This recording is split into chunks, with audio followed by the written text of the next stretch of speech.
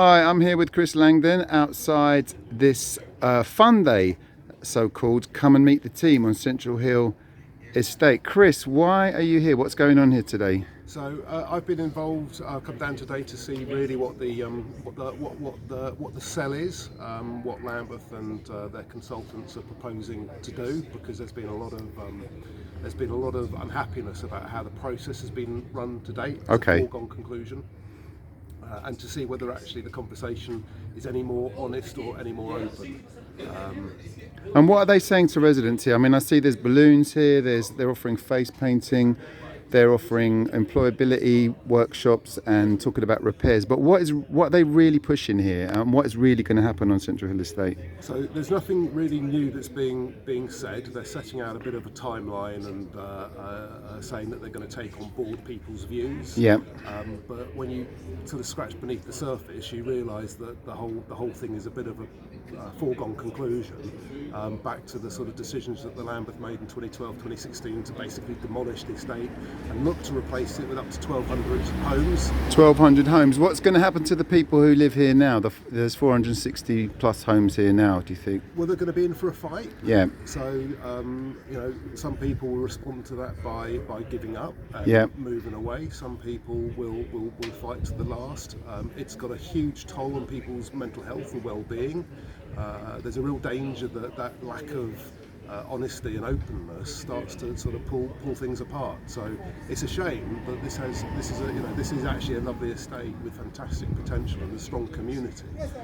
To kind of willfully come into that and try and pick it apart seems to me the wrong function of a local authority. They should be a bit more positive about what the future can bring. Okay, so we've got PRP. They're the architects chosen by Lambeth and Homes for Lambeth to do this work. Who are they, and are they a popular choice with residents? I mean, I see that PRP have been in they've been lined up in a way for over half a decade to do this work. What's the story behind PRP in Central Hill? PRP specialise in estate regeneration and estate demolition and rebuild, and the residents panel were given the opportunity to input into the scoring and the engagement of PRP, and they were scored bottom out of all of the contracting, all the tenderers. Okay. Some of the resident comments that were taken, which were negative, were then spun and put into a positive PR. So it kind of feels that it's being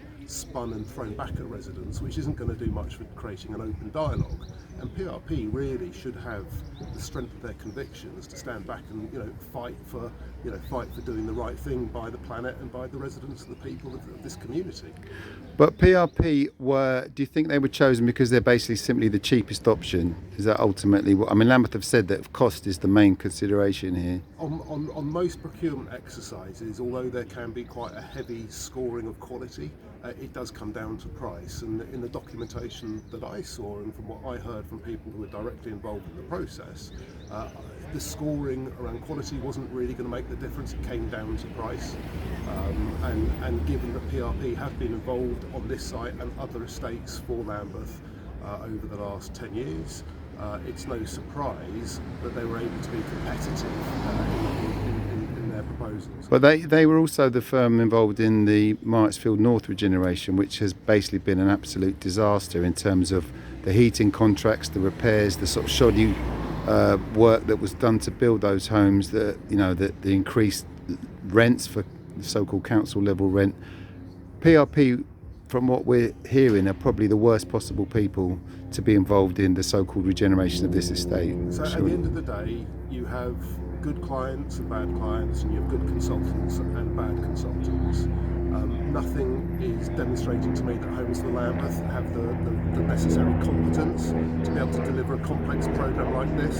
And if you have a bad client like Homes for Lambeth, outcomes are going to be pretty bad, especially when you have effectively consultants who's effectively taking the fee to do the job that's in front of them. Yes. So unless PRP stand up and challenge their brief, unfortunately, I can only see bad outcomes here. But all the three firms were given the brief to demolish, and any sort of pretense that residents are beginning any other option is really just a sham.